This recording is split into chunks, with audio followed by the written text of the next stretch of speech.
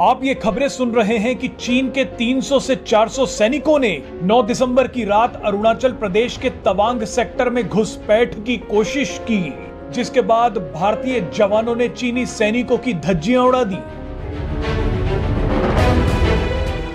भारत में बैठे हिंदी चीनी भाई भाई गैंग के लोगों ने कहा कि चीन ने भारत पर हमला कर दिया है, लेकिन क्या असली में चीन ने भारत पर हमला किया है? जवाब है कि हमला चीन ने नहीं बल्कि भारत ने किया है। चीन ने तो उस हमले का जवाब देने के लिए और अपनी बौखलाहट को मिटाने के लिए कुछ सैनिकों को तवांग भेज दिया, जो मार खा के वापस चले भी गए।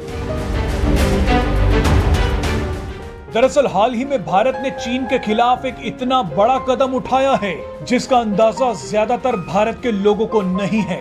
चीनी सीमा विवाद के बीच पूर्वोत्तर राज्यों में अपनी पकड़ को और भी ज्यादा मजबूत करने के लिए भारत ने इतिहास में रणनीतिक रूप से सबसे महत्वपूर्ण परियोजना पर काम शुरू कर दिया है।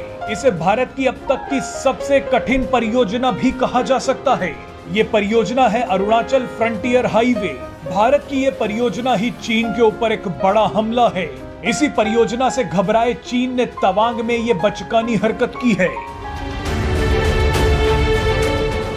भारत का ये हमला कितना बड़ा है उसका अंदाजा चीन को बखूबी है।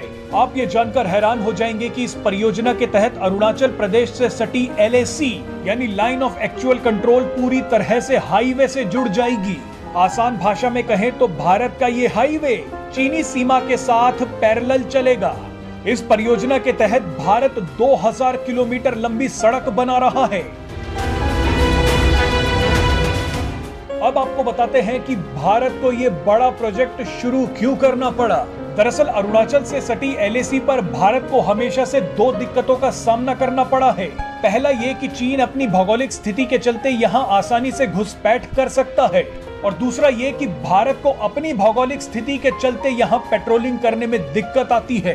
भारत की तरफ हिमालय पर्वत श्रृंखला है, ये पर्वत एक के बाद एक खड़े हैं, लेकिन दूसरी तरफ चीन के कब्जे वाले तिब्बत में समतल मैदान है और उन्हें बार बार पहाड़ों का सामना नहीं करना पड़ता।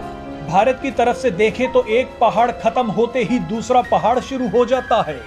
अब भारत अपनी तरफ के पहाड़ों में ही अब एक ऐसा रास्ता निकाल रहा है जहां से वो चीन को आसानी से चुनौती दे सकता है और चीन पर नजर भी रख सकता है।